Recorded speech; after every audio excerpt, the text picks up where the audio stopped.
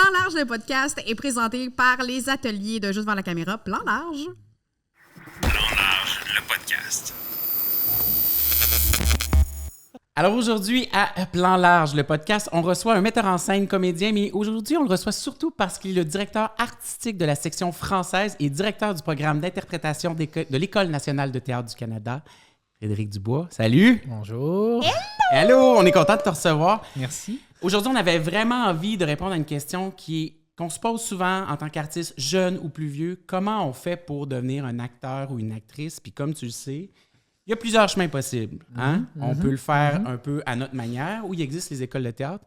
Fait qu'on avait vraiment envie de démystifier ça avec toi aujourd'hui, la différence entre un autodidacte, les écoles de théâtre, les avantages et les inconvénients. Commençons par la base. Ouais. C'est quoi les écoles de théâtre qui existent au Québec? Il y en a officiellement 5. Okay. On dirait que si je fais une erreur, j'ai l'air d'un Je vais t'aider. Donc, l'École nationale, les 2 conservatoires Québec-Montréal, Cégep, Saint-Hyacinthe, Sainte-Thérèse, il y en a 6, puis l'UQAM, qui est une formation plus universitaire. Puis à l'UQAM, ils offrent aussi comme la maîtrise, en fait. Donc, c'est plus des artistes qui sont déjà dans le métier qui veulent pousser qui veulent pousser quelque chose. Comme par exemple, je pense à Debbie Lynch-White, par exemple, qui a fait sa maîtrise en théâtre à l'UQAM sur le silence. Donc, c'est vraiment des artistes qui vont comme travailler, qui vont affiner une pensée. Ah, c'est hot, je savais même pas que ça se pouvait. Je savais même pas que ça existait. Voilà. Bravo. Ouais. Puis tu choisis ça un peu. part fort. Moi, j'ai une information. C'est pas mal. Tu vas t'inscrire à l'UQAM en sortant de Demain. Mais y a-t-il une différence entre les écoles? Parce que des fois, on regarde... Les écoles de pensée, les écoles de théâtre. Non, mais je veux dire, mettons, il y a différents... Des fois, on a l'impression de retrouver un peu tous les mêmes cours, mais c'est peut-être plus dans l'approche, les différences? Il y a plein de choses qui font la différence. Il y a, d'une manière plate, là, il y a le système administratif qui gère les écoles. OK. Dans le sens... Bon, les 2 conservatoires sont sous le ministère de la Culture. Les cégeps sont sous le ministère de l'Éducation. L'École nationale, c'est une école privée. Fait que ça change la manière qu'on peut travailler, en fait. Par exemple, au ministère de la Culture, au conservatoire, les professeurs, c'est des fonctionnaires. Ça veut rien dire, mais il y a une structure. Ça fait qu'administrativement, les choses bougent plus lentement, par exemple. Pareil dans les cégeps, parce que tu as une ancienneté, puis tout ça. Puis là, plus tu travailles là longtemps, plus tu as des privilèges. Là, je ne sais pas comme ça. T'es prioritaire, mettons. Oui, c'est ça, t'es de prioritaire. Exact. Des choses comme ça. À l'école, c'est une école privée. Donc, là, c'est à contrat, c'est libre. Bon, fait c'est sûr que ça dicte des manières de fonctionner, puis ça oblige les gens à penser d'une certaine manière. Ouais. Mais effectivement, après, le théâtre, on l'enseigne, c'est du jeu, je veux dire, ça... Dans la salle de répétition, ça ne change pas grand-chose, je te dirais. Dans le travail, dans la recherche fondamentale, dans l'approfondissement, le forage, ça ne change pas grand-chose. Après, ce qui est différent aussi, par exemple, à Québec, c'est plus axé sur la création, l'écriture. Ils forment des acteurs qui vont être beaucoup plus entreprenants, je te dirais, qui vont mettre... Créateurs. Oui, créateurs. Il y a encore la création collective, il y a encore le... Bon, ce qui est extraordinaire. Puis ça donne des artistes qui sont ancrés dans un autre endroit. Ouais. À Montréal, depuis quelques années, ils ont beaucoup rapproché le jeu de la caméra, de la télé, tout ça, de la voix. Ils ont spécialisé un peu plus là-dedans. Conservatoire de Montréal. Conservatoire de Montréal, pardon. Non, pas de problème. Puis nous, à l'école, en fait, l'ADN de l'école, c'est que tu trouves ta démarche. Tu sais, comme au Conservatoire de Québec, c'est le coq. Je ne sais plus si c'est encore comme ça, mais moi, quand j'étais là à l'époque, c'était beaucoup le coq, le clown. On vient les 3 du Conservatoire de Québec. Oui, c'est ça. Puis c'était très, très précis parce que Marc Doré, Michel Nadeau, tout ça, étaient allés chez le coq à cette époque-là. Yves Éric aussi, tout ça. Donc, ce qui fait qu'eux, ils avaient vraiment ramené toute cette philosophie-là.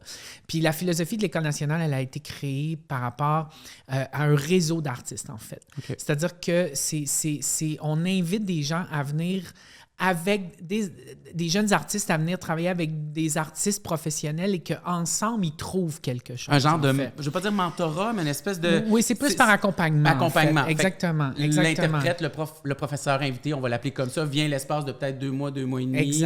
Avec sa couleur à lui, puis c'est ça qu'on travaille pendant ce 2 mois et demi-là. On dirait ce podcast-là, je pourrais juste écouter sans arrêt, juste jamais parler. Je suis comme, oui, fait que c'est ça. Donc, tu sais, bon, moi, j'invite René Richard Cyr, puis là, je dis aux élèves, élèves, ben, alors René Chancir, il vous amène quelque chose. Prenez-le pas. Si vous n'aimez pas ça, ben, tant mieux, vous saurez que vous n'aimez pas ça. Mais allez-y, fouillez avec lui, cherchez, travaillez.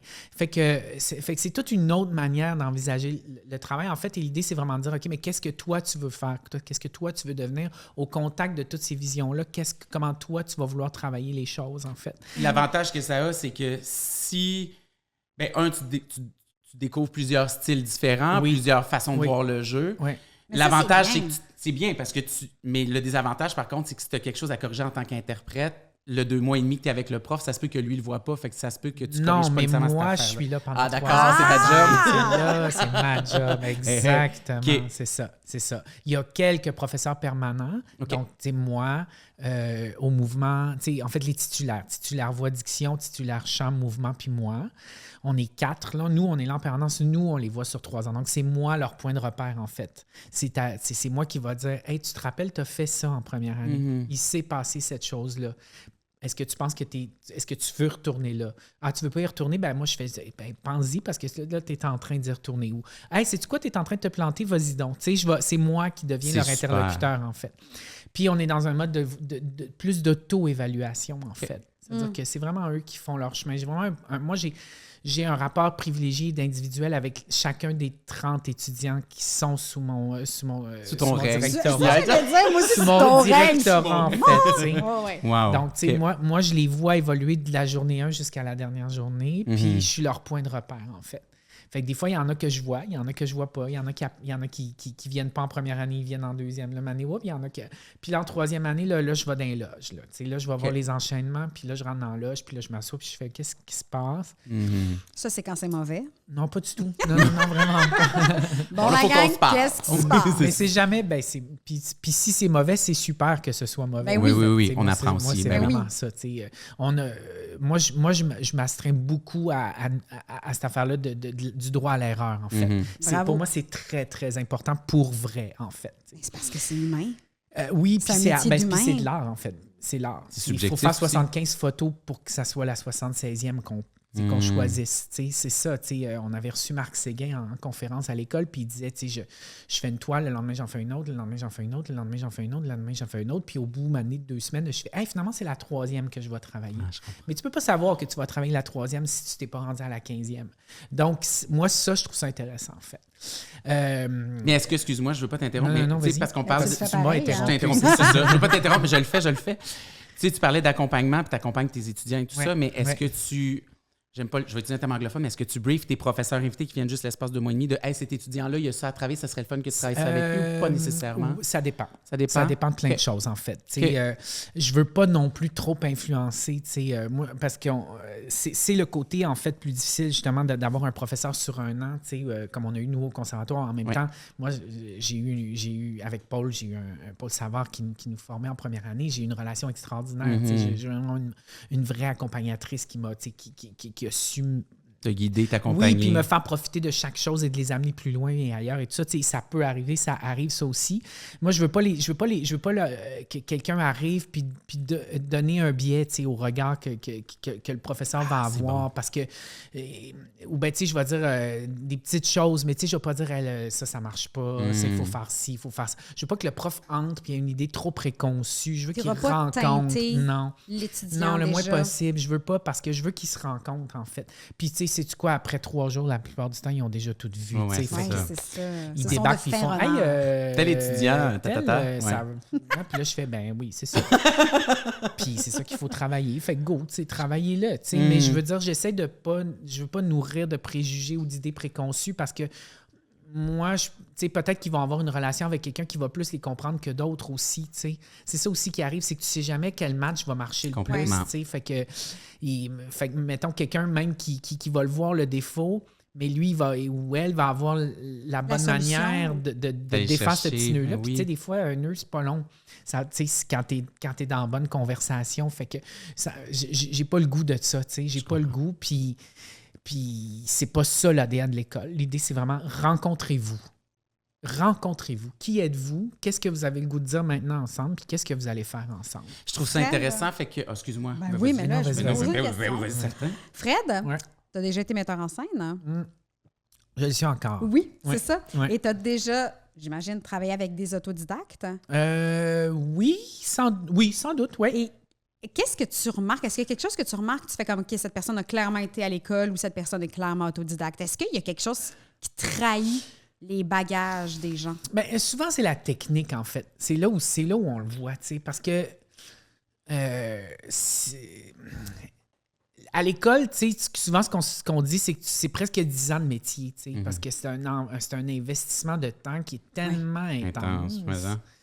Que tu fouilles, tu vas loin là, dans cette affaire-là. C'est rare que tu retrouves ce rythme-là dans la vie professionnelle après, d'être aussi posé dans une chose en particulier pendant autant de temps. Puis c'est épuisant, là, l'école. Là. Oui. C'est très très demandant, oui. Enfin, je te dirais que c'est ça, en fait. C'est-à-dire que quelqu'un qui a du talent, là, c'est quelqu'un qui a du talent. Quelqu'un qui va être traversé par une idée, une bonne interprétation, tout ça, il n'y en a pas de secret. École, pas école et tout ça. On ne sait pas pourquoi, on ne sait pas d'où ça vient, on ne sait pas qu'est-ce qui se passe. C'est tellement... Quasiment de la magie ou de la... Oui, c'est ça. C'est tellement... Mais moi, je dirais que c'est technique, en fait. On parle de diction, on parle de posture sur scène. La voix, oui, c'est ça. La pose de voix, la diction, le corps, le tonus, la présence, parce que ça s'apprend la présence. Donc, c'est des petites choses comme ça. Mais après, si tu le sais, puis tu travailles avec quelqu'un, puis tu sens ça, puis tu es rendu au professionnel, ben tu vas l'accompagner, la personne, pour qu'elle améliore cette chose-là.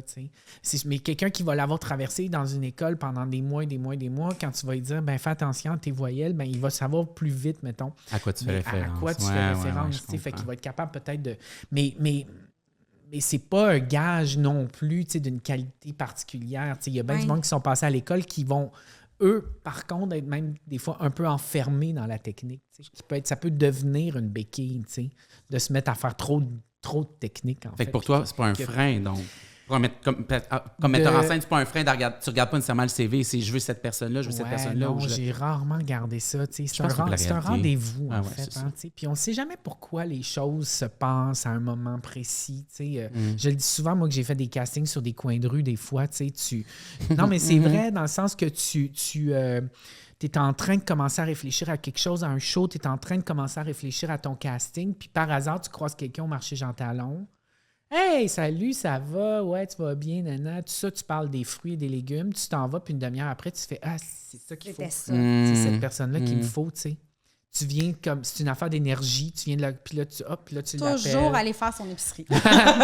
Toujours. Passer sa journée, toute une carrière, reste au Provigo. Non, ça n'existe plus, mais tu sais, mettons. Mais c'est ça, tu sais. Des fois, c'est ça, tu sais. Moi, c'est arrivé que j'ai fait des castings en me disant, OK, je prends les 9 personnes avec qui j'ai le plus le goût de travailler. Puis je m'en fous si ça ne marche pas pour les rôles. Okay. Mais on va avoir le goût de travailler ensemble. Fait que toi, tu castes pas nécessairement en page blanche. En fait, tu castes en page blanche. Des fois, dans la mesure où tu ne te fies pas nécessairement à la description du personnage, tu fais j'ai envie de jouer avec des énergies. Ça dépend de ce que tu montes. Pour vrai, ça dépend vraiment de ce que tu montes. Quand j'ai fait Vieille mort du roi boiteux, j'avais juste besoin d'une gang game. Fait que oui, parce que c'est un long show pour les gens qui l'ont pas vu. 8 heures, puis j'avais pas les moyens de les payer pour ce que ça allait être. Je pouvais les payer, mais c'était ridiculement bas considérant l'ampleur du projet. Les guerriers. C'était 8 heures, c'était du texte, je veux dire, ça avait aucun sens. Mais j'ai appelé du monde que je savais, des tripeux, en fait. Du monde qui allait triper. Ça te tentait de travailler avec eux. C'est ça, puis qui avait le goût de traverser cette chose-là. Mais quand tu fais les chaises avec de Ionesco, TNM, ben tu as plus avantage à prendre Monique Miller qu'une jeune fille qui sort de l'école. C'est-à-dire que tu peux le faire avec une jeune fille qui sort de l'école, mais elle n'aura pas la qualité d'interprétation. Oui, la profondeur. Parce que c'est des vieux, c'est des... Qui arrive en fin de vie. Donc, toute la réflexion que tu vas avoir avec Monique Miller, tu ne l'auras pas avec quelqu'un de 25 ans, parce qu'elle sait ce que ça veut dire de terminer, de s'en aller vers ça. Fait que ça dépend de beaucoup de choses, en fait. Ça dépend du projet, ça dépend des gens, ça dépend du contexte, ça dépend du texte, ça dépend de plein d'affaires, vraiment. Puis le théâtre permet ça parce que l'écran, on est un petit peu plus... Il y a quelque chose d'un peu plus, je ne vais pas dire stiff, mais fermé ou strict. Oui, fait de qu'il y a plus un en plaisir plus aussi. en plus. Oui, effectivement. De plus en ouais. plus. Puis Ouais. ça, puis moi, j'en veux aux producteurs de manquer d'imagination à cet égard-là. Là, il faut qu'une adolescente de 15 ans soit jouée par une adolescente de 15 ans. Là, ils prendront plus une jeune fille de 21 ans qui sort de l'école pour faire une adolescente de 15 ans parce qu'elle n'a pas 15 ans. Mais quelle mauvaise réponse. Je trouve que ça manque beaucoup d'imagination, puis je pense qu'ils perdent la perspective sur les choses, en fait. Parce que, oui, elle n'a pas 15 ans, mais qu'est-ce qu'elle va apporter dans une espèce de savoir-faire que quelqu'un de 15 ans n'a pas. Qui peut-être n'a pas non plus l'expérience télé. En plus, de toute façon. Ouais. Exactement. Fait que moi, je pense que ça manque beaucoup d'imagination, tout ça. Dirais-tu que c'est un danger qu'on joue de moins en moins, mais il faut juste être, ou du moins correspondre à? Comme là, tu parles de l'exemple de la jeune fille de 15 ans. Ouais. Là, c'est rendu que tu sois bonne ou pas, on s'en fout. Si tu as 15 ans, le personnage de 15 ans, c'est ça qu'on veut. Généralement, ils sont bons, puis oui, ils sont oui, bonnes, puis il y a heureusement. des talents, puis ils vont pas prendre quelqu'un qui n'est pas capable de faire, mais des fois, pourquoi pas un peu plus d'évocation, un peu plus de mystère? Je veux dire, ça peut amener des choses comme ça. Évidemment, qu'on a tout dans la tête ou à Watatata avec des ados de 15 ans joués par du monde de 32, ça se pouvait plus. J'ai joué À jouer dedans. T'as joué dans Watatata? Oui, mais j'avais 18. Oui, t'étais proche, c'est pas mal une des plus jeunes de la gang. Oui, c'est que je venais d'avoir 18 puis je faisais une jeune fille de 15. C'est ça, c'est pas ça. si pire, c'était pas si pire. Mais Charles Lafortune, il était rendu à 30 Ouais, puis il c'est jouait ça. une adolescente de 19, ça se Ouais. pouvait plus.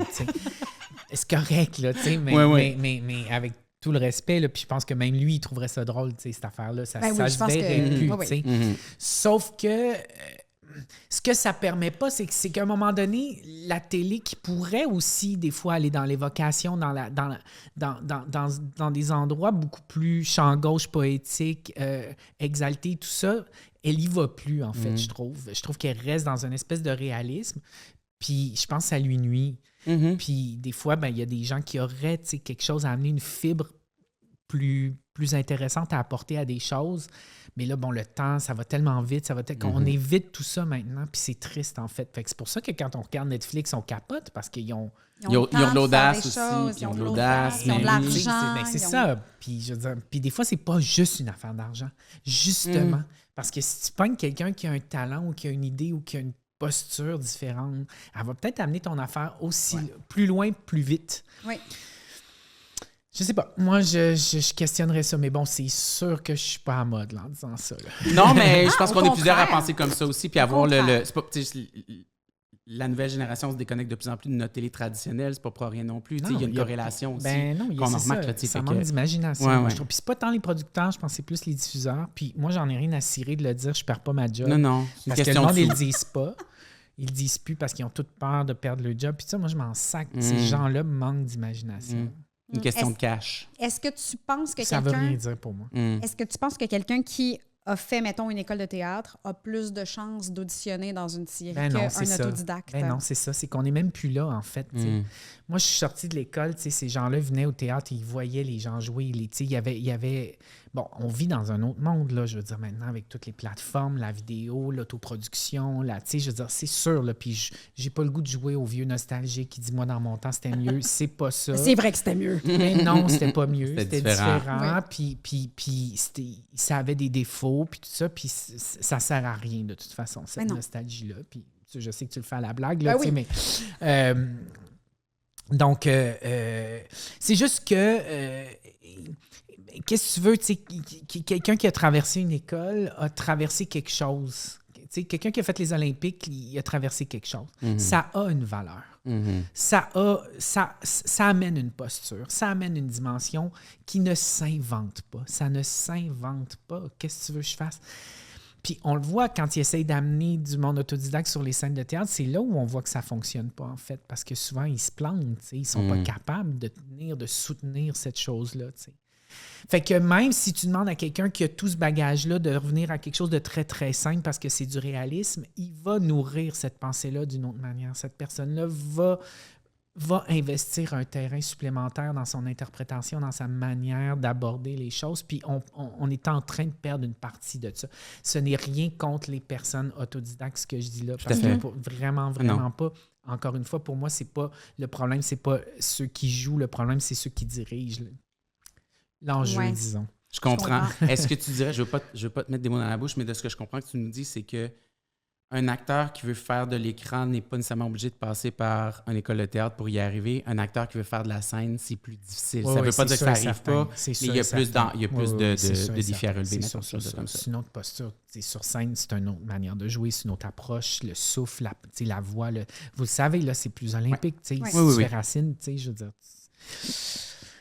Qu'est-ce que tu veux? Ça reste différent. En fait, ça prend des outils. C'est un autre travail, ça prend des outils. Parce qu'une journée de tournage, ça peut être très, très long aussi, puis ça peut être très demandant. Puis ça va, comme tu disais tantôt, ça va vite. Fait que c'est un autre.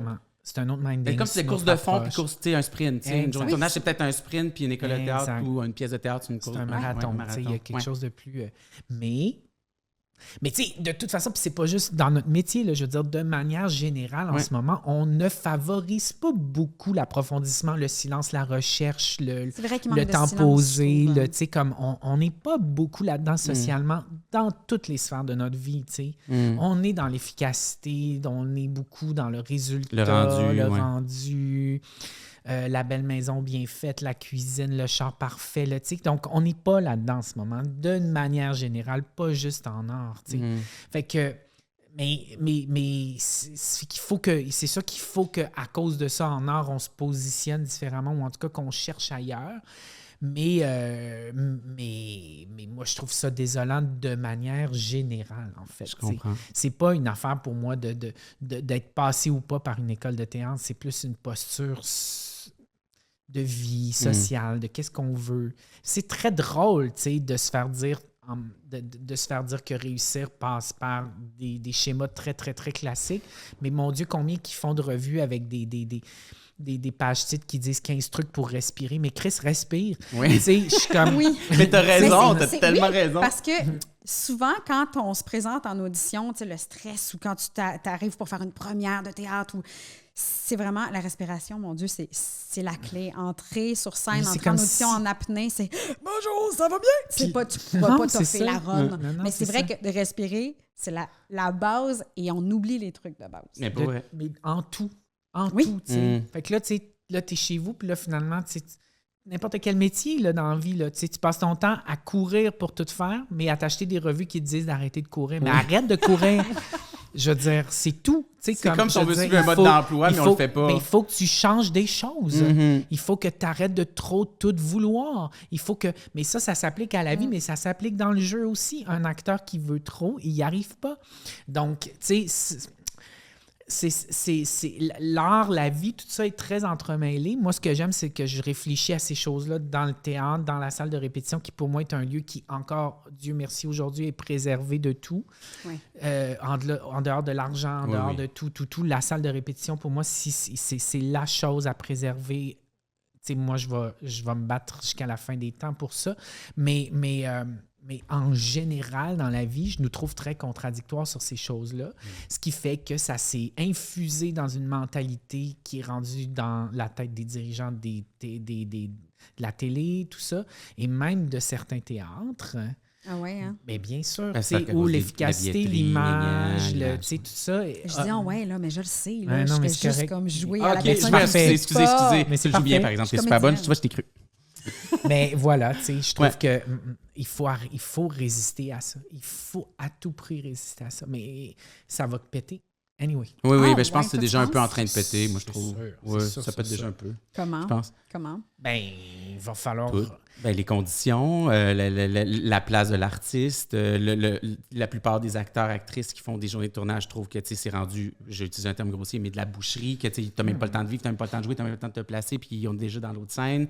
Puis au théâtre, heureusement, comme tu dis, c'est encore un peu un milieu qui est protégé, quoique il y a des institutions que ça marche aussi à la vente de billetterie, fait qu'on programme en fonction pas de qu'est-ce qu'on a le goût de monter, mais plutôt qu'est-ce qu'il va vendre aussi. Il y a ça aussi, il y a une conscience, il y a une conscience administrative derrière ça aussi. Fait c'est-à-dire qu'il y a un marché à côté qui fonctionne comme ça. Et qui fonctionne très, très, très, très bien, mais qui n'a pas les mêmes besoins. Et là, on essaie d'appliquer le fonctionnement du théâtre à ce système-là, mais on ne fait pas la même chose. Donc, ça ne fonctionnera pas. Mais ça va... Oui, ça craque déjà, puis ça va changer, puis pour le mieux. Mais tu sais, tout le rapport à la montréalisation, les régions, le territoire, le récit, le narratif. On s'est tout fait voler ça, en fait. Hein? Et puis là, il va falloir juste le reprendre, en fait. Mais on sait quoi faire pour le reprendre. Fait que c'est pas trop inquiétant. Faut juste le faire. C'est ça. Oui, mais il faut le faire. Pour vrai, quand je parle du récit, de la narration, on parle de Netflix, là, puis ça devient méchant dans l'histoire, mais je veux dire, ça formate notre manière de regarder les choses et de se faire raconter une histoire. Oui. Et puis là, on est beaucoup dans ces formes-là. C'est que quand le théâtre ou les autres arrivent avec d'autres choses, les gens, ils ont perdu le code, ils ont perdu le vocabulaire, puis ils ont de plus en plus misère à défricher, à décoder les affaires et tout ça. Ce qui fait qu'ils font, mais ça me parle, c'est pas pour moi. Mais oui, c'est pour toi. C'est juste parce que si je te dis de juste manger des burgers, bien sûr que la journée, je vais te donner des hot dogs, tu vas dire, mais ça goûte pas le burger. Mais non, c'est un hot dog! Fait que, c'est sûr que ça va... C'est sûr que... mais on vit dans ce monde-là en ce moment. Mais on va être capable de refaire des hot dogs, puis il y a du monde qui savent comment les faire. C'est juste qu'il faut qu'on déprogramme des affaires.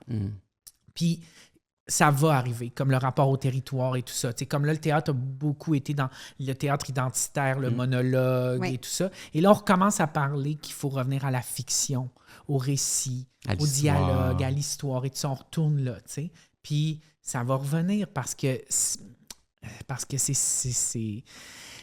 La mode, c'est jamais bien bon en général, les modes. Fait que, ça bouge, ça passe, mais c'est ça. C'est ça.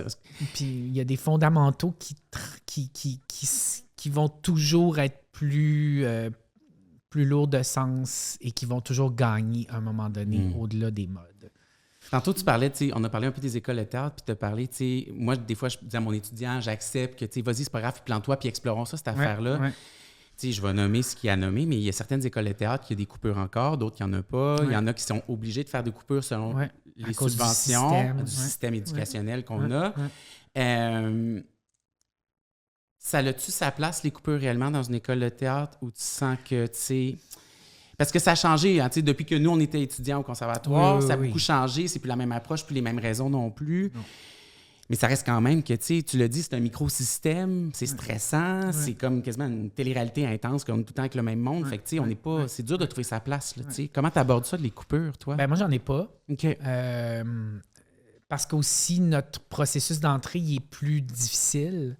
Ce qui fait que quand on arrive à 10 ou 12, on a vu beaucoup de choses déjà. Vous les avez bien choisis. Là. Ben, oui, le processus nous a déjà donné beaucoup d'indices. En fait, les coupures, comment tu les abordes? Ben, c'est ça, mais moi, j'en fais pas, en fait. J'ai renvoyé, je commence ma 9e année, puis pour vrai, je n'ai renvoyé qu'une seule personne.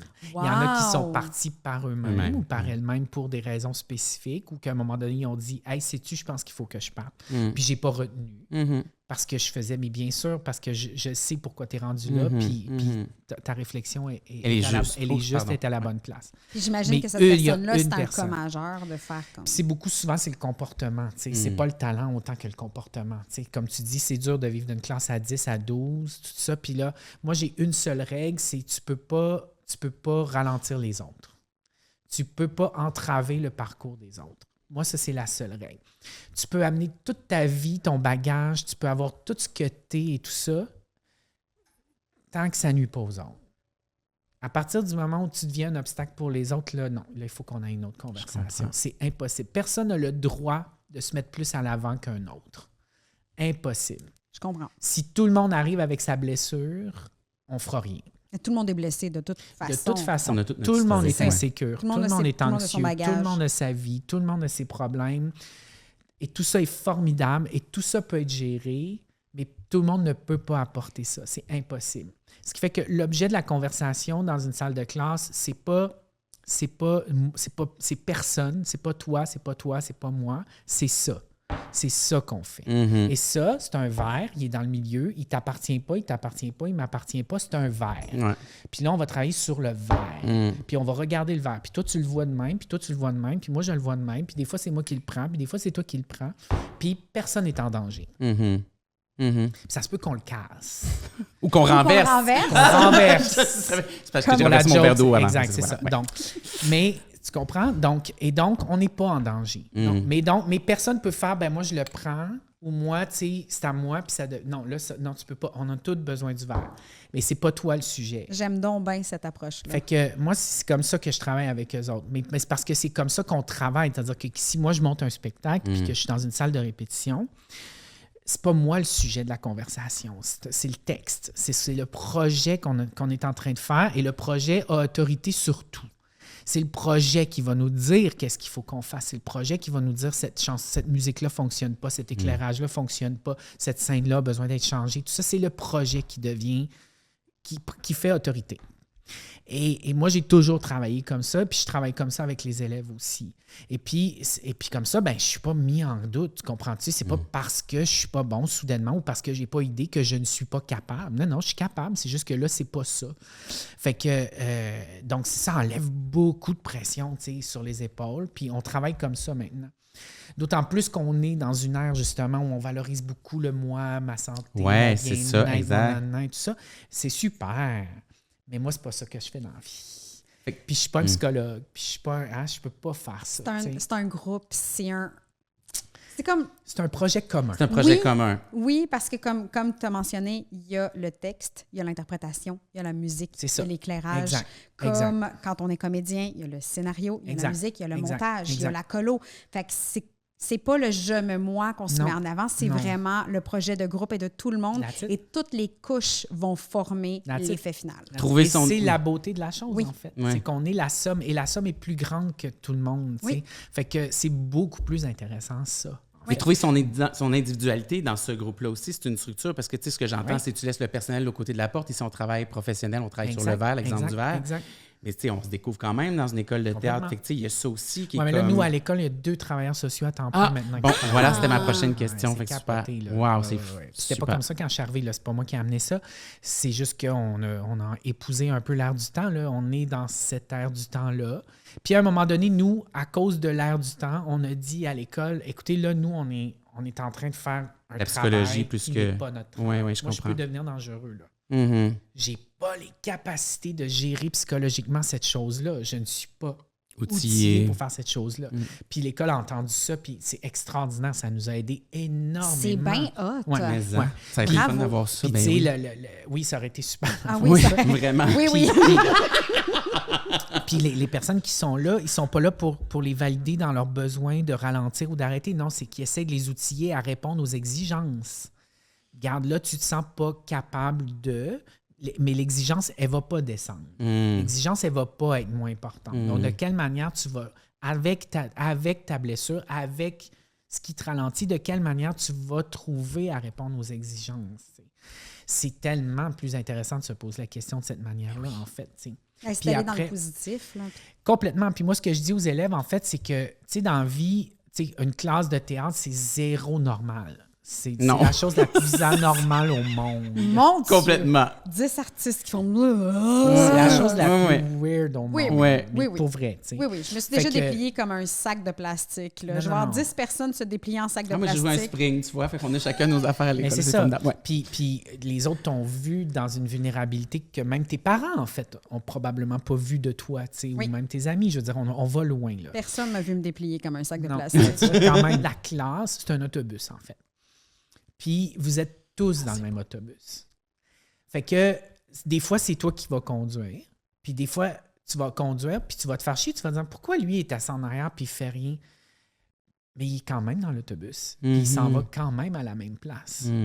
Vous êtes tous en train de vous en aller à la même place. C'est juste que vous ne faites pas toujours la même affaire, puis vous n'êtes pas toujours assis à la même place dans l'autobus. Puis peut-être que l'année prochaine, quand tu vas être fatigué, tu vas réclamer d'aller en arrière, puis tu vas être content parce qu'il y a quelqu'un qui va être assez fort pour conduire. Bon. Fait que, go. Très imagé. Ouais. Fait que t'es vraiment quelqu'un de très imagé. Oui, mais les élèves, ils rient de moi à cause de ça. Ah non, mais moi, j'aime ça, ça me parle. Je sais, mais les élèves, ils rient de moi vraiment pour vrai avec ça. Des fois, ils font comme, ouais, ton image d'autobus, là. Ah ouais, il va travailler. Ouais, c'est ça. Ouais. Mais c'est beau. Moi, je trouve ça beau, en fait. Parce que ça accepte la faiblesse, ça accepte la défaite, l'erreur, la fatigue et tout ça. Ça fait partie des choses. C'est juste qu'il faut qu'on continue d'additionner, en fait. Ça nourrit l'acteur, le personnage, puis aussi le propos. Tout. Est-ce que tu sais s'il y a d'autres écoles qui ont suivi votre... Ça nourrit la société. Effectivement. Y a d'autres écoles qui ont suivi ça? Fred? Avoir un travailleur social ou un psychologue à même l'école? Je sais pas. Est-ce que tu sais pas? Je sais pas. Ben, je sais que dans les cégeps, il y en a, mais ils sont pour toute l'école. Oui, OK. Fait que des fois, ils savent peut-être pas c'est quoi la différence entre un élève en infirmerie et un élève en théâtre. Ouais. Puis c'est 2 chemins. Ouais. Je sais pas. Mais c'est quand même un bel avantage parce que, tu sais, on parle surtout d'autodidacte versus, tu sais, mettons les écoles de théâtre, mais de savoir que, hey, tu as des travailleurs sociaux qui sont comme, qui t'accompagnent dans ce cheminement-là, c'est formidable. Ah non, mais c'est un luxe exceptionnel, là, tu sais. Et nécessaire, je trouve.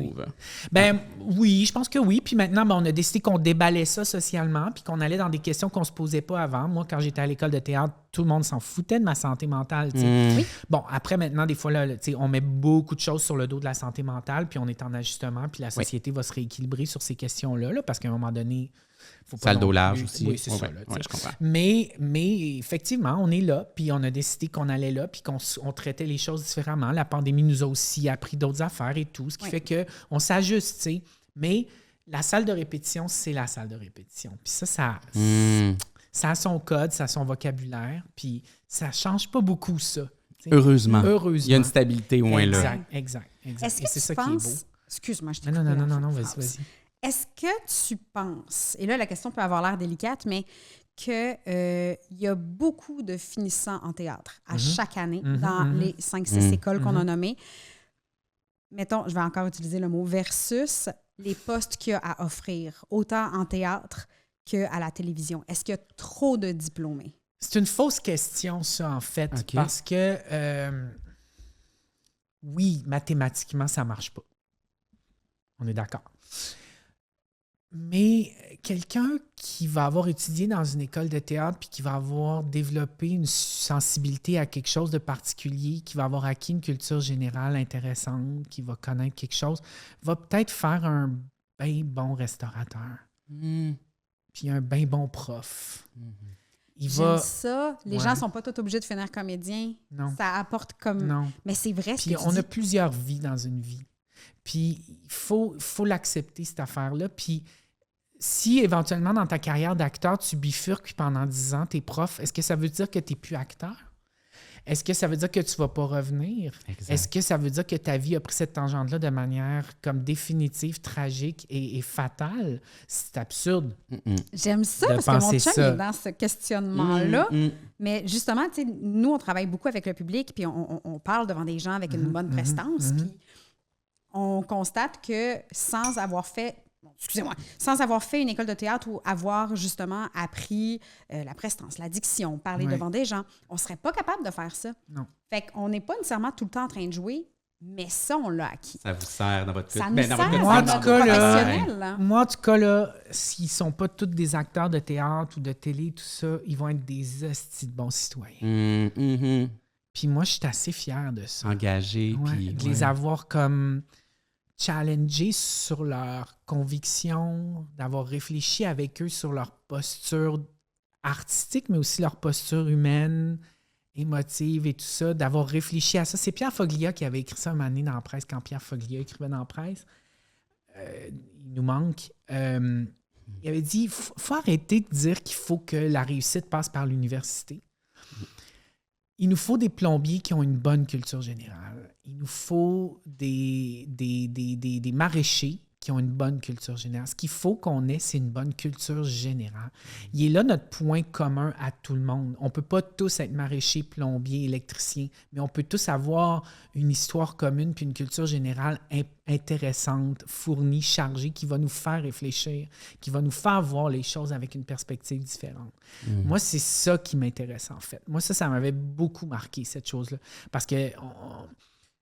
on n'est pas des gens diplômés tant que ça. Là. Nous autres, comme moi, je ne suis pas diplômé. Là, je veux dire, on a notre diplôme du conservatoire qui ne vaut pas grand-chose. Mais ça vaut un bac, ça, si dit. On peut, maintenant, ça ne valait pas un bac. Moi, quand j'étais à l'école. Maintenant, oui, il est reconnu. On est bachelier. Mais qu'est-ce que ça veut dire si tu n'es pas curieux? Qu'est-ce que ça veut dire si tu n'es pas intéressé à la politique, à la sociologie, à l'anthropologie, si tu n'es pas intéressé à la culture, à l'agriculture, moi, je sais en tout cas que mes petits poulets qui vont sortir, on va avoir réfléchi. On va leur avoir appris à essayer de réfléchir, puis à lire différemment, puis à comprendre pourquoi Andromaque est en crise. Puis y en a-tu des andromaques? Puis qu'est-ce qu'on fait avec les andromaques aujourd'hui? Puis, mon Dieu, j'ai de la peine. Hein.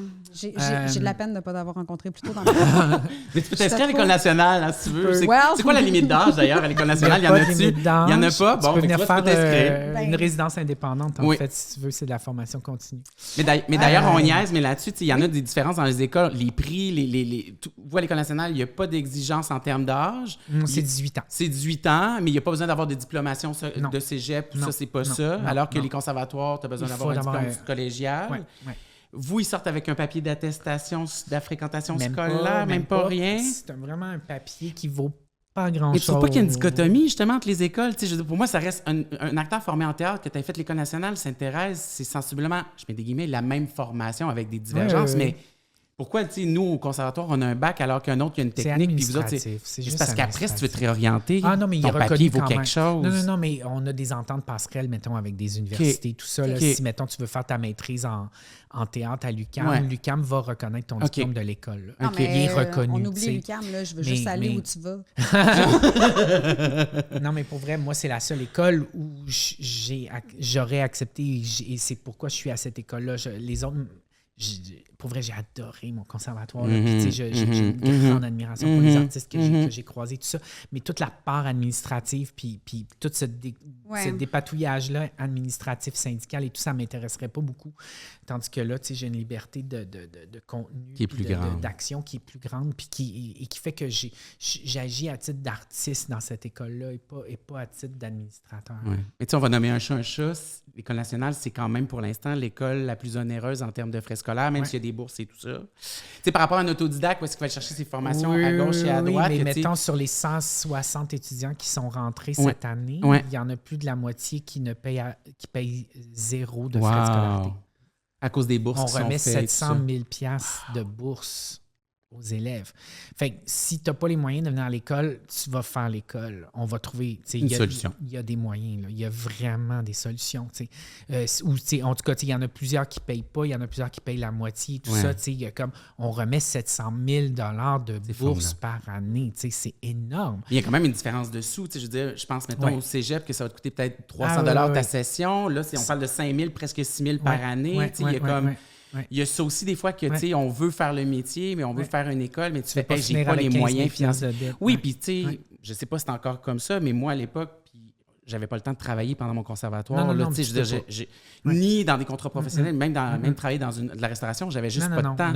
C'est la même chose aussi chez vous à l'École nationale. Fait que pendant 3 ans, c'est vous consacrez à l'école. Oui, bien l'été, ils travaillent. Là, ils fournissent les caisses. Là, puis, mais ils peuvent faire des contrats professionnels pendant leur formation? À l'été, oui. À l'été. Fait qu'ils préfèrent, mettons, un contrat de jeu Kodak, mettons, une émission jeunesse, puis j'en pas trop. Oui, à l'été, de la remise des diplômes jusqu'à la rentrée, là, ils font leur vie. Là. Moi, parfait. Mais avant, sinon, nous autres, on ne pouvait pas. Mais non, c'est ça, parce qu'on pouvait nous... La réputation de l'école était mise en danger. De toute façon, maintenant, moi, j'en ai beaucoup qui rentrent à l'école qui ont déjà travaillé. Ça, c'est maintenant, qui ont déjà fait de la télé. Tu sais, quand il y a eu 30 vies, là, ils en ont engagé, là, des jeunes. Là, ils sont à l'école maintenant. Toi, as-tu fait ça? Moi, j'étais une élève en arrière. Ah, c'était dans mon j'ai un petit rôle, c'est dans mon configuration. C'est ça. Donc, tu sais, j'en ai au moins, certainement au moins un par année qui a déjà un agent, qui a tourné, qui a au moins un, puis souvent 2 puis 3. Là. Fait que c'est une autre affaire. Là, c'était pas ça avant. Là. Puis nous, on arrivait à l'école, on avait traversé un deck en littérature. Maintenant, ils ont fait des cégeps à Saint-Laurent, à Trois-Rivières. Il y a des écoles à Rimouski. Avec des volets de théâtre ou de genre ça faire là.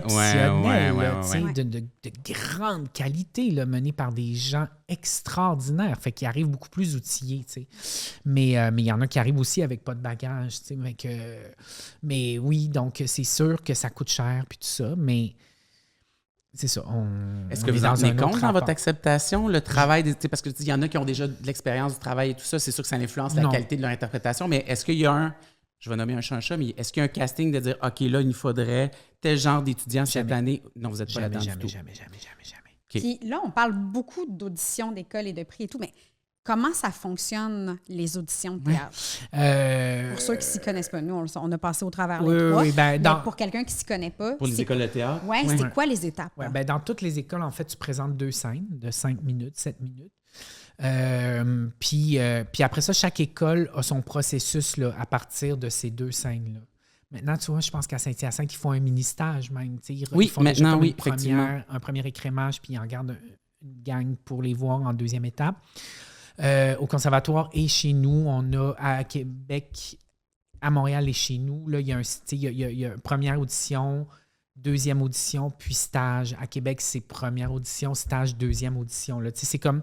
mais en général, ça ressemble à peu près à ça. Là, nous, on est en train de changer le stage. On va bouger des affaires. Mais c'est ça.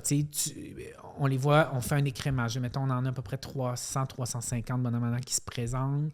On en garde à peu près 100 pour la deuxième audition. Puis après, on en garde une trentaine pour le stage. Wow. Puis là, au stage, c'est vraiment comme un 4-5 jours d'école full-time. Là. Ils viennent vivre ce que c'est pour vrai, puis le niveau d'exigence que ça va être. Là, on ne les lâche pas. Puis là, on voit. Est-ce que vous faites comme ces deux-là, ils seraient vraiment bons, mais ils n'ont aucune affinité, puis ça va juste être de l'engueulade? Faut vraiment que ça aille pas bien pour qu'on voit ça pendant le stage, parce qu'évidemment que tout le monde se présente sur son meilleur côté. C'est à ton tour! On a renversé un verre d'eau, 2 verres d'eau. C'est formidable. Ça va être un podcast comme ça. Ben, gars. Fait qu'on prend une mini-pause pour nettoyer. On se retrouve dans pas long. J'en prendrai pas d'autres. C'est sûr, je vais le renverser. Je vais même le boire, gars. Fallait que ça arrive. Je l'ai accroché 2-3 fois. C'est que... tu te présentes sur ton meilleur jour, tu sais. Ouais. On les voit, là, par exemple, ceux qui tirent trop de jus, parce qu'il y en a là, qui mettent beaucoup trop d'efforts. On appelle les gens en high maintenance. Oui, c'est ça, là, on les voit. Mais ça ne veut pas dire qu'on ne va pas les prendre, parce qu'ils sont nerveux, il y a plein de facteurs. Ça peut se Puis, placer. on délibère 7 heures à peu près. Hein? Ah ouais? C'est 6-7 heures de Des fois, j'imagine que ça se fait bien, mais d'autres fois, ça peut être comme plus. Ah, ben là, lui, elle, non. C'est toujours chaotique, un peu? C'est pas chaotique. Okay, là, on est mais plus là. dans ces années où Michel Rossignol sortait en pitchant des feuilles dans les airs. Là. Dieu est son âme, là, Michel, tout ça. Mais tu sais, je me suis fait compter des affaires là, que tu fais, ben non, on fera plus jamais ça. Ça n'a aucun sens. Là, ça chicanait. Là. Si tu veux lui, moi, je veux lui. Puis ça négociait. Dieu, des là. enfants. Oui, c'était quelque chose. Okay. Mais on prend vraiment le temps de... Puis ça arrive pas mal à chaque année que finalement, on prend quelqu'un qu'on n'a pas vu, là. Puis qu'au bout de 5-6 heures de discussion, on fait... Lui, là, elle, là... Attends... On retourne dans les notes, puis on fait... Non, mais les notes sont... Attends, on va voir la deuxième audition. Puis là, il était 12e, il était 15e, il était 18e, puis là, boum, boum, boum, il remonte, puis on le prend, tu sais. Ah oui, ça arrive. Oui. Puis souvent, ce qu'on voit, c'est drôle, parce que souvent, les choses se changent complètement. On voit des choses, des fois, en audition... Puis on est certain qu'on va les prendre, puis on voit du monde qu'on fait, ben non, ça ne marchera pas, mais on va l'essayer, on va aller voir, tu sais. Et souvent... Ah ouais, pendant le stage. Souvent. Parce que maintenant, ils sont hyper préparés en audition. Hey, moi, là, j'avais même pas de coach, là, tu sais, j'étais ridicule. J'étais sûr que tu t'étais fait coacher, pas en tout. Wow! Ça a marché, c'est formidable. C'est tellement bon! Pas rapport. Ou audacieux, ou très naïf. C'est pas vraiment très naïf, en fait. Je fais toujours la blague que moi, je suis même pas passé en deuxième audition à l'École nationale. Fait que je fais comme... Maintenant, je prends ma revanche. Maintenant, c'est moi qui choisis. Exact. Oui, c'est ça. Eh boy, non, je me rappelle. C'était Alice Ronfort qui m'avait regardé en audition, puis je pense que j'étais lendemain de veille. En tout cas, c'était ridicule. Oh mon Dieu. Bref, tout ça pour dire que souvent, ceux qui sont super top en audition, ils ont été préparés, mais de même. Ils ont été drillés, là. Drillés. Puis là, ils arrivent au stage, puis là, il faut qu'ils se prennent en main, puis qu'ils se débrouillent, puis là, ça s'écroule. Ça, c'est fascinant de voir ça. Tu fais, ah ouais, OK. Les gens qui sont vraiment très performants en cadre, mais dès que tu sors, là, ils perdent pied. Ouais. Ah ouais, hein? Ils perdent leur repère, puis ils font... vraiment. Alors qu'il y a du monde, des fois, que tu fais quand... On ne sait plus trop pourquoi on l'a pris au stage. Des fois, on fait « Ouais, hein, ça me semble que c'était pas une super audition, mais il y a quelque chose. » Puis là, il arrive au stage, puis là, il travaille bien. Là, tantôt, avant que le podcast commence, on parlait justement d'improvisation. Puis j'aimerais ça que tu expliques, parce que moi, au conservatoire, je me suis fait dire par un prof, si tu avais autant de force dans ton interprétation qu'en improvisation, tu serais une des meilleures comédiennes. Puis ça m'a pris du temps avant de comprendre ce que ça voulait dire, premièrement. Ouais. Puis ça voulait juste dire que dès que je deviens personnage, je perds un peu confiance parce que je fais, oh mon Dieu, est-ce que je suis le personnage? Est-ce que je fais le personnage? Est-ce que je rends justice au personnage? Alors que quand je fais de l'impro, je deviens le personnage. C'est mon personnage, c'est moi qui choisis où je m'en vais. Fait que là, j'ai une espèce de confiance de feu, mais ça m'a pris du temps à comprendre ça. Puis tantôt, tu as expliqué quelque chose que j'aimerais que tu expliques aux gens, parce que c'était super pertinent. Bien, c'est-à-dire que souvent, ceux qui arrivent de l'impro, les qualités qu'elles ont, c'est qu'ils sont efficaces, justement. Ils ont un instinct fort, rapide. Bon.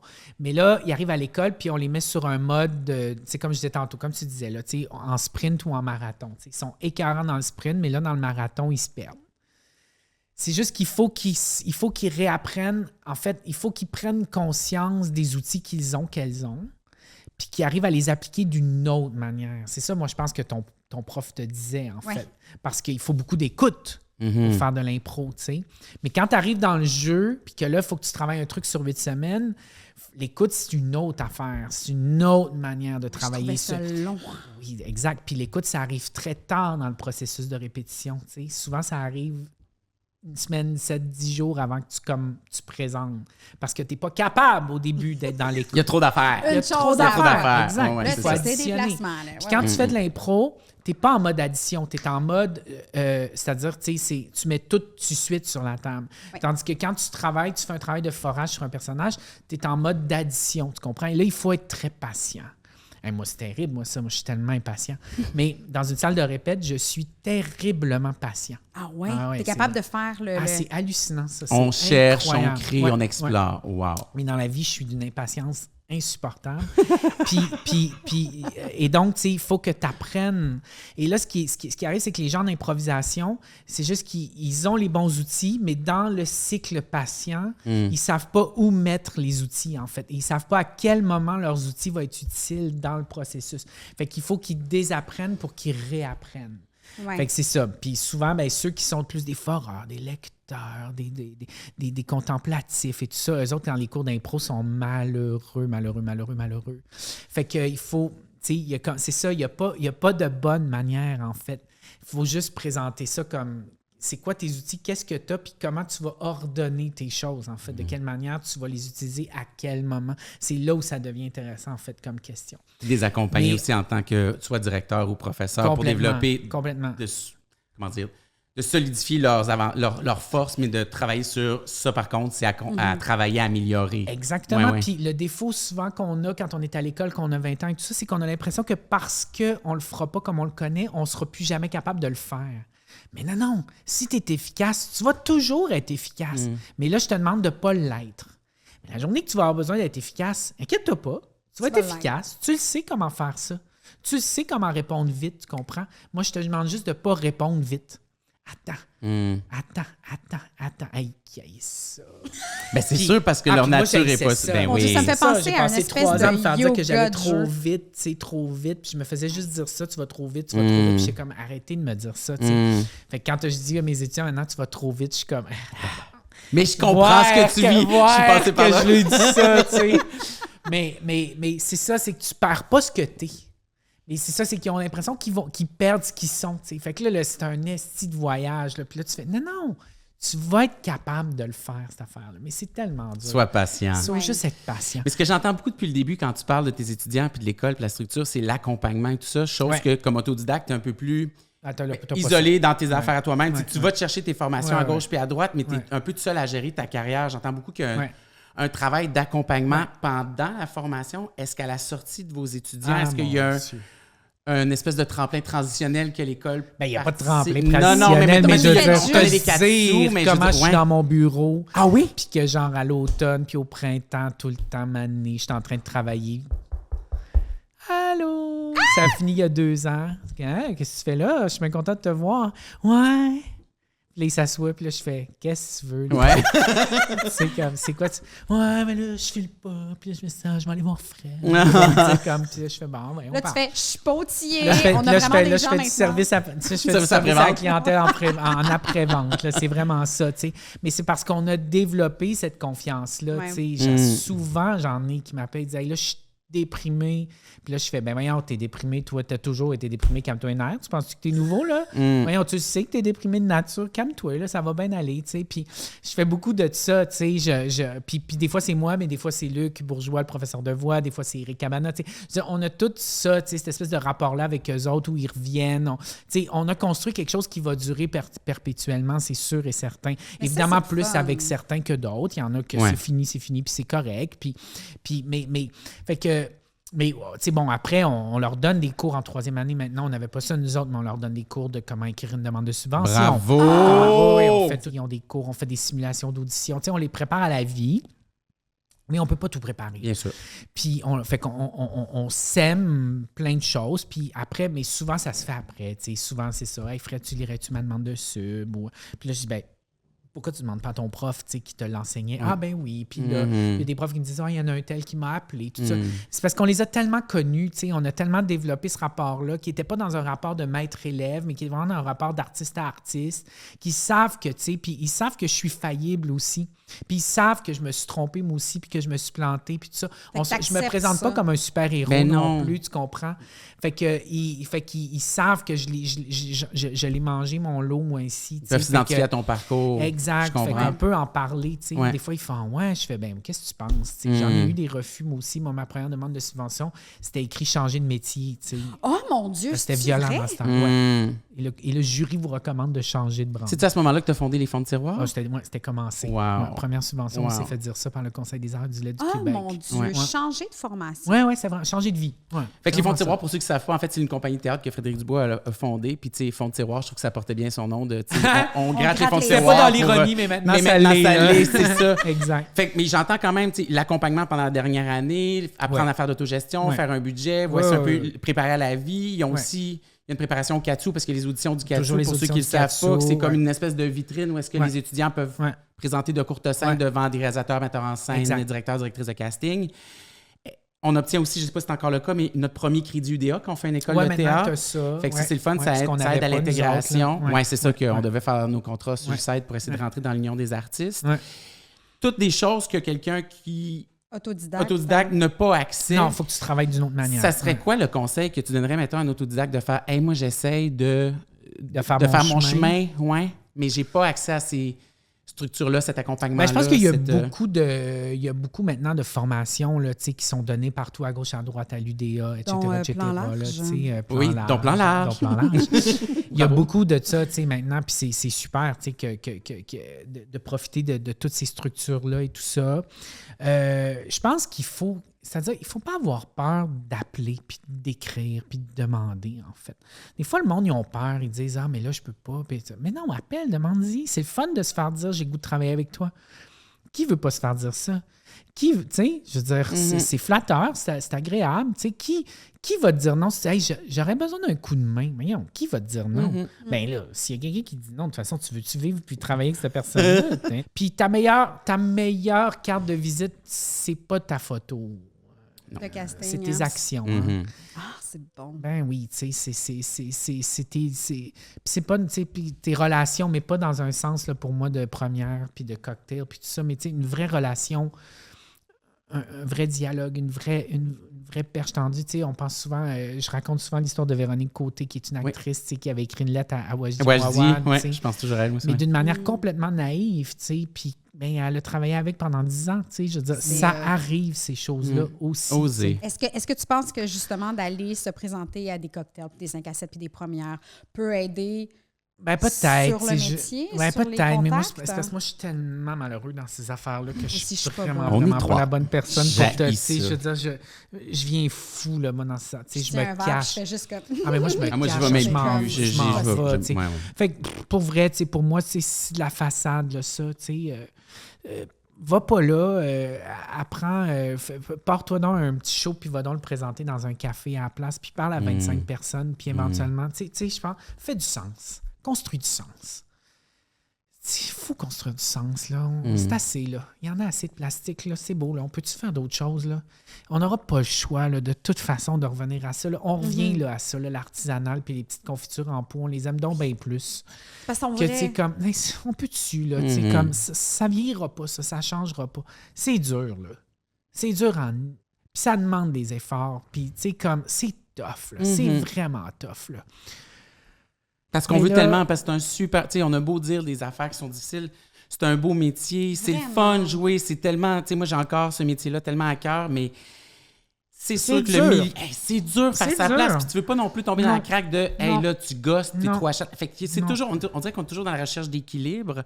Puis pour un autre... Je pense toujours à un autodidacte qui fait « Hey, lui, il faut qu'il défonce encore plus de portes, parce que, tu sais, il y a... Souvent, la plupart ont moins nécessairement de contacts, ils ont un réseau plus petit, ils ont comme la transition est plus difficile. Fait que je suis comme, comment aider ces gens-là? Ben en tout cas, juste dire aux autodidactes, nous, on fait les résidences indépendantes à l'école. Hein. Fait que vous offrez c'est des cours, extraordinaire. Ben, c'est-à-dire que tu viens faire 1 an à l'école, 1 an. OK. Puis c'est comme une espèce de programme boutique. Fait que souvent, tu peux naviguer dans tous les programmes. Fait que tu peux prendre un cours d'écriture, un cours de jeu, un cours de diction, Costume, un cours mettons. de scéno, un cours de... Ouais, tu construis ton affaire. Tu sais, on a juste 3-4 personnes par année, là. Mais moi, je m'assois avec eux autres. Là. Ben, c'est pas moi, mais en fait, dépendamment de où ils veulent aller, parce qu'il y en a qui disent, ben, ma majeure, ça va être l'interprétation, ou ma majeure, ça va être l'écriture et tout ça. Fait qu'ils s'assoient avec le ou la directrice qui est concernée à ce moment-là. Puis là, je vais dire, OK, ben, qu'est-ce que tu veux faire? Puis tu sais, on fait pas leur horaire au complet pour toute l'année. Là, on fait l'horaire jusqu'à Noël, puis on attend qu'ils connaissent un peu plus l'école. Puis là, à un moment donné, on dit, bon, ben là, il faut qu'on fasse l'hiver. Puis là, ils commencent à comprendre comment. Puis là, ils savent qu'il va y avoir tel cours. Fait que là, ils viennent nous voir, puis ils disent, hey, j'ai su qu'il y avait tel cours, je pourrais-tu le faire? Oui, on appelle le prof, tu prendrais-tu un élève de plus? Oui, tout ça, on greffe le monde ensemble.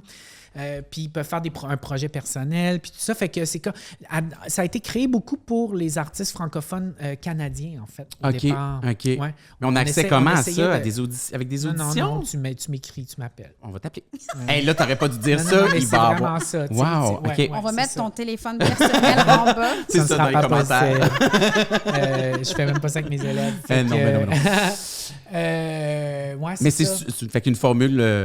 que tu crées ton propre... c'est de la formation continue. Ouais, c'est une formation continue pour du monde qui sont déjà un peu engagés. Tu sais, comme on prend un élève par année en mise en scène, c'est pas beaucoup, là, un élève par année. Mais il y en a d'autres qui sont intéressés. Mais il y en a des fois qu'on spot, par exemple, ça arrive, on va au stage de mise en scène, il y a quelqu'un qu'on voit et qu'on fait, il est déjà prêt. Il y a déjà quelque chose qui est assez inscrit. Il n'y a pas besoin de faire une école. Fait qu'on va lui dire, hey, écoute, nous, on pense que tu es déjà bien bon, tu es bien bonne. Viens donc juste faire 1 an. Juste pour... Fait que tu te fais des contacts, tu rencontres du monde, tu te fais réseauter, tu fais... Fait que les autodidactes, ils peuvent faire ça, tu sais. Il y a de la place pour... Puis nous, c'est ça la liberté qu'on a à l'école. Puis là, on va, dans les prochaines années, former officiellement une cohorte de résidence indépendante de 8-10 personnes par année. Fait que ça va être une classe supplémentaire dans l'école, mais ça va être une classe qui navigue. C'est 1 an. Des fois, il y a des... Tu sais, mettons, justement, quand tu as un élève en mise en scène, c'est sûr que le résident indépendant, il n'aura pas tout le même privilège que celui en mise en scène ou celle en mise en scène a, parce qu'il y a des choses, tu sais, vraiment, tu sais, comme par exemple, il n'y a que l'élève en mise en scène qui va faire son projet de sortie, là, accompagné avec des artistes professionnels, puis tu sais, monter un vrai show, puis tout ça. Le résident indépendant ne pourra pas le faire.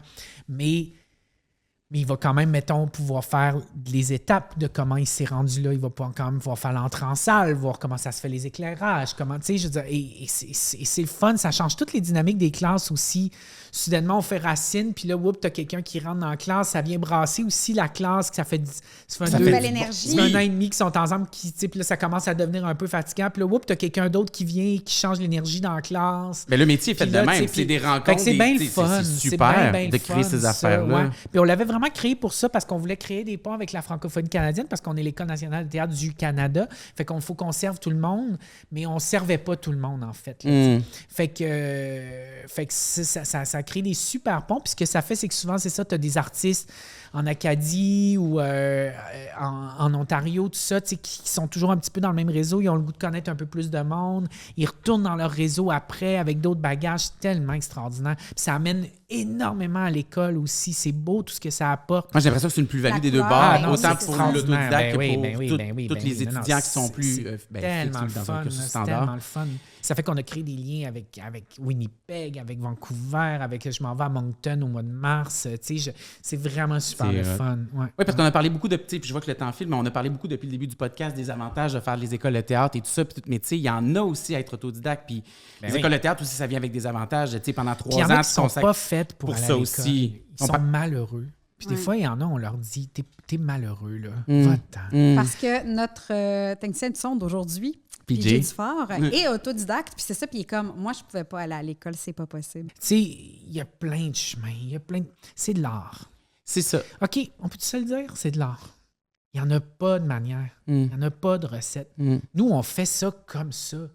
Ça marche pour du monde, ça marche pas pour d'autres. Je veux dire, c'est de l'art. De toute façon, c'est ce que tu vas faire qui va être important. C'est ça.